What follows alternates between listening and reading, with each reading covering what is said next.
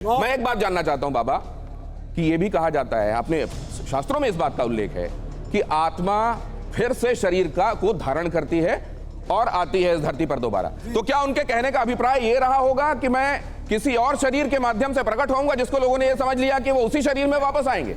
हाँ। यहाँ पर जो दिखाई पड़ रहा है हाँ।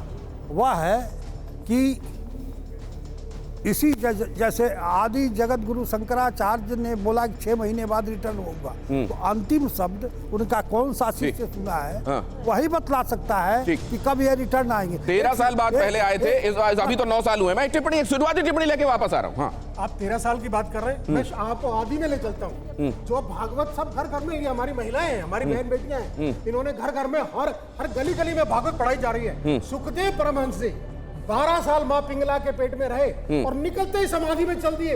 वेद व्यास के बेटे थे, वेद व्यास को कह रहे बेटा पुत्र पुत्र पुत्र, वो सुन ही रहे, वो समाधि में चले जा रहे, जिंदा चले जा रहे, और ऐसे चल के गए और जाके जंगल में बैठ गए। और बैठ गए उसके बाद वो भागवत का रचना कर रहे थे वेद व्यास जी।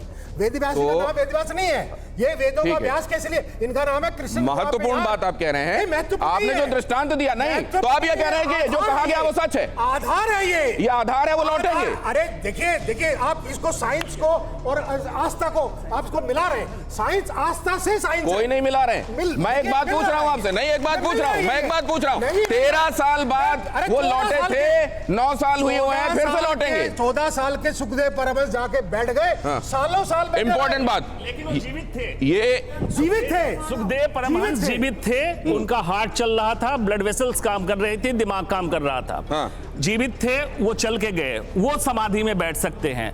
मृत व्यक्ति समाधि में नहीं बैठता। दूसरी बात, संविधान का घोर उल्लंघन है। हमारा संविधान अनुच्छेद 51A सेक्शन H कहता है हिंदुस्तान के नागरिकों वैज्ञानिक साइंटिफिक टेम्परामेंट रखना। मैंने उसका चर्चा की सर, लेकिन रेखा जी आखिर कोर्ट ने यह माना कि इस मामले में इतने सारे लोगों का यह भरोसा है कि वो लौटेंगे, लिहाजा शरीर को नियमित रूप से संरक्षित रखते हुए उसका नियमित देखभाल होनी चाहिए। बिल्कुल सही है, क्योंकि हमारे संविधान के तहत जीवित व्यक्ति और जो मृत व्यक्ति है उसकी बराबर का सम्मान दिया जाता है। तो कोर्ट का कहना, हमारे संविधान का कहना है कि जो सम्मान आर्टिकल 21 के तहत एक जीवित व्यक्ति को मिलता है, मृत व्यक्ति को भी अगर उसको क्लिनिकली डेड भी समझा जाए तो भी उसको इतना ही सम्मान देना चाहिए। तो इस बात को ध्यान में रखते हुए कोर्ट का ये आदेश है जिसके बारे में आज हम ये चर्चा कर रहे हैं। ये जीवित और मृत दोनों तरह, मृत शब्द का जब इस्तेमाल किया जा रहा है, अब जरा समझिए, ये क्लिनिकली डेड, ब्रेन डेड, मृत और समाधि, जरा इसका फर्क भी समझने की कोशिश करते हैं। लेकिन जरा ये देखिए, ये जरा देखिए बाबा, समाधि और सच में, ये पहलू भी आपको जरूर देखना चाहिए ताकि ये पता चल सके समाधि के संदर्भ में चीजें और स्पष्ट हो सके। समाधि का इतिहास क्या कहता है? समाधि ये कहती है, इतिहास ये कहता है कि भारत में कई संतों ने समाधि ली और उसमें भू समाधि भी शामिल है। समाधि की परंपरा 1200 साल से भी ज्यादा की पुरानी है, जिसमें जो संत हैं, महापुरुष हैं, कई बार उन्होंने समाधि का ऐलान किया, उसके बाद समाधि ली। आदि गुरु शंकराचार्य की समाधि केदारनाथ में है और इस तरह की समाधियों का जिक्र हम कई और जगहों पर सुनते रहते हैं। देवरा बाबा ने जल समाधि ली थी, कोई भू समाधि लेता है, कोई जल समाधि लेता है, मसलन इसमें दोनों ही दृष्टांत हमने आपको बताए। और भारत में समाधि का इतिहास 1200 साल का तो लिखित रूप से मिलता है। अब जरा इसको समझने की कोशिश करते हैं। यह जो फर्क बताया जा रहा है और साथ में यह भी कहा जा रहा है कि एक घालमेल है, ये घालमेल क्यों है? क्या कोई क्लियर लाइन ऑफ डिमार्केशन नहीं है योग गुरु जी?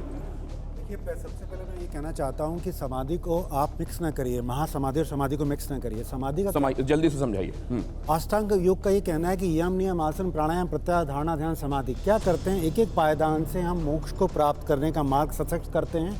ईश्वर से हमारा एकीकार होता है, पहली बात तो ये है। दूसरी बात ये, बहुत सारे प्रमाण मिले हैं कि साइंस और आस्था में आप वो नहीं कर सकते।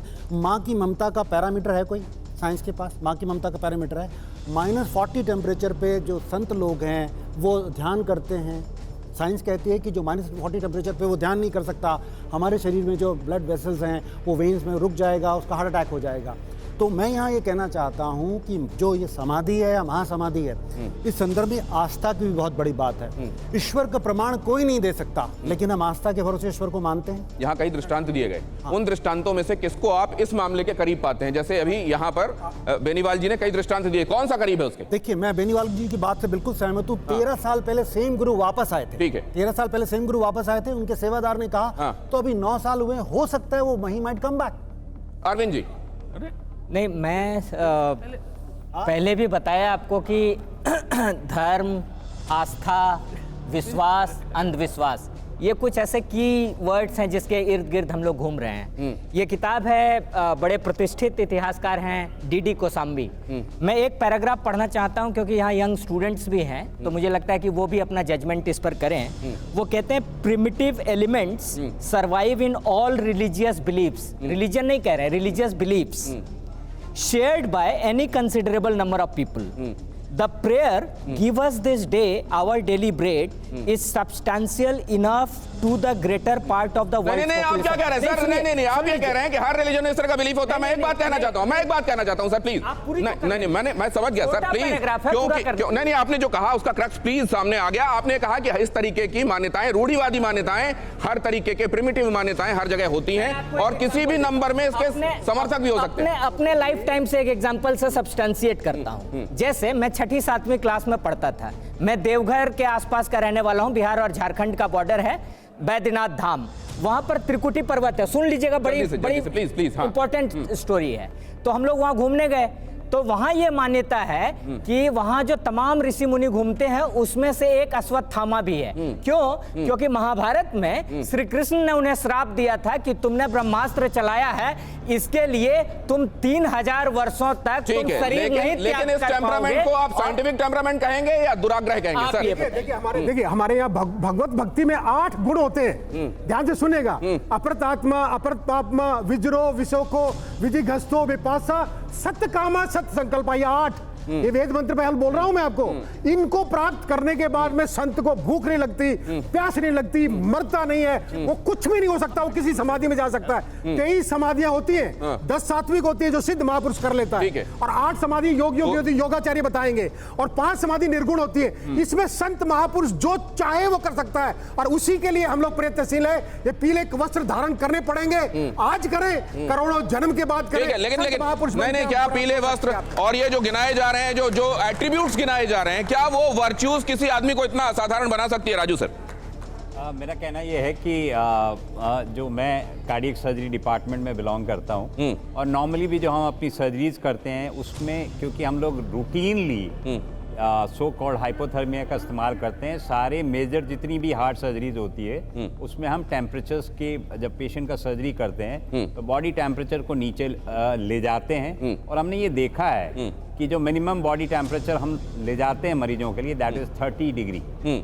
उसके बाद में हम उस 30 डिग्री पे हम उस पेशेंट की सर्जरी करते हैं। उसका बेसिक रीजन है, एक सर्टेन साइंटिफिक रीजन है, क्योंकि जब बॉडी का टेम्परेचर कम होता है तो उस समय में जो हमारी बॉडी की एनर्जी, आप 30 कह रहे हैं, -30 नहीं 30 डिग्री, और यहाँ फ्रीजर में समाधि की बात तो इसलिए दोनों चीजें बड़ी कॉन्फ्लिक्टिंग है कि फ्रीजर में जब 30 डिग्री पे टेम्परेचर में हमारा पेशेंट का टेम्परेचर पहुंचता है, उसके बाद हम सर्जरी करते हैं, उस समय में एनर्जी रिक्वायरमेंट कम होती है, तो बॉडी को डैमेज होने की संभावना कम होती है। ठीक है। लेकिन एक नॉर्मल इंसान को जीवित रहने के लिए 37 डिग्री पे रहना जरूरी है, पहली बात। दूसरी बात, जो फ्रीजर में रखा गया है किसी अगर इंसान को, तो मैं मानता नहीं हूं कि उसकी बॉडी में म्यूटिलेटिंग कोई चेंजेस अभी तक नहीं आए होंगे। ठीक है। क्योंकि फ्रीजर का टेम्परेचर हमेशा जो है, तो डॉक्टर्स तो ये रिपोर्ट दे रहे हैं सर, कोर्ट को ये रिपोर्ट्स मिल रही हैं, नहीं, ये कोर्ट को ये रिपोर्ट दी जा रही है कि वहां पे, और चेंजेस के संदर्भ में बॉडी में क्या चेंजेस आए हैं या नहीं आए हैं, आगे मैं आपको सुनाने वाला हूं। लेकिन मैं बहुत जल्दी से महेंद्र जी ये समझना चाहता हूं, आपने क्योंकि पोजीशन बीच वाली ली थी, आपने कहा था संभव है, थोड़ा संभव है, कुछ बहुत संभव है। अब जरा बता दीजिए, ये जो सेवादार कह रहे हैं और यहां जो आपने सुनी तमाम लोगों से बातें, इसके बाद आपको क्या लग रहा है, इसमें संभव है या नहीं? फ्रीजर में समाधि है, ऐसा है कि त्रेधा प्रपंच विलयो समाधि, तो त्रेधा जो है प्रपंच जब विलय हो जाता है तो समाधि हो जाती है। तो ये जो हमें ऐसा लगता है कि पुराण में जो 6 तरह के जो है समाधि दिए गए हैं, उसमें जो है ये स्वामी जी 4थे तरह के समाधि में ये विलुप्त हो गए हैं, जिसको बोलते हैं सामीप्य। सामीप का मतलब ये होता है कि ब्रह्म के करीब पहुंच गए हैं जी। तो जब कोई व्यक्ति ब्रह्म के करीब पहुंच जाता है हाँ। तो उसका वापस आना थोड़ा मुश्किल होता है। तो जब ब्रह्म के करीब पहुंच गए तो वापस आना थोड़ा मुश्किल होता है।